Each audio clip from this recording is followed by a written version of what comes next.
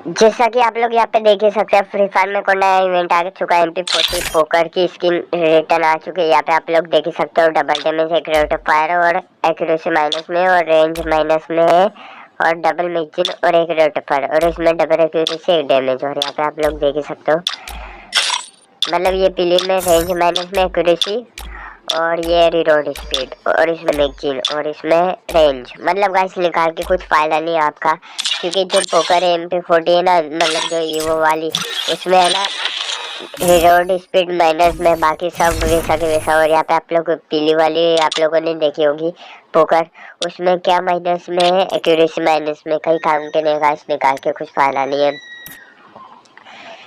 Okay guys, मिलते हैं अगली वीडियो में। जय भारत गाइस। गेम में पैसा मत लगाओ, गेम बिल्कुल बेकार है। और यहाँ पे आप लोग देख सकते हो, ये देखो ये इवेंट।